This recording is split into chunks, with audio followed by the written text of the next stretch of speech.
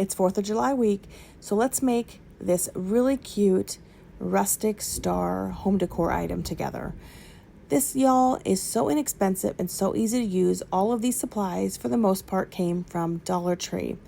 So I grabbed this wooden star here from Dollar Tree, and then I had some Deco Art paint already hanging around my house that was a cream color, and I wanted to go ahead and put a base coat on my star before I started gluing anything on.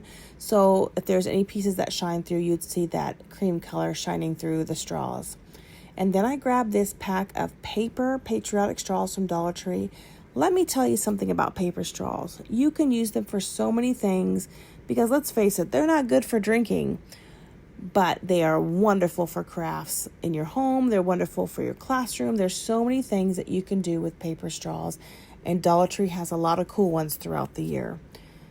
As you see, I'm laying this out to create my flag pattern. I had to do this a couple ways before I figured out how I really wanted it to go, but I could see more than one way to place these straws on here to make various flag patterns.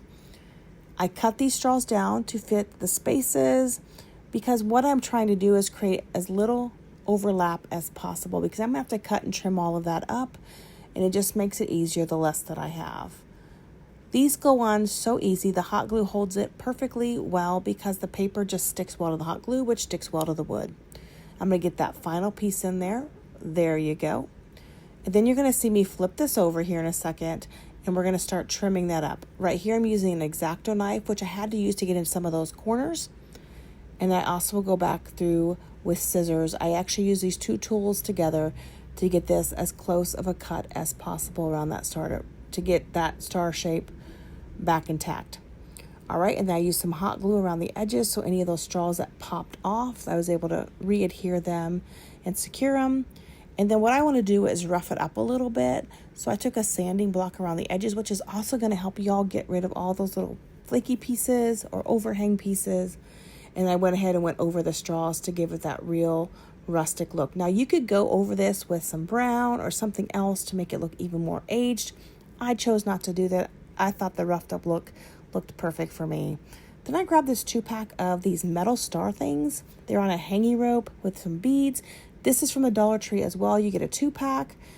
And then I went and cut off the loop at the top as well as the beaded part, because I'm going to use that later. You'll see in just a second.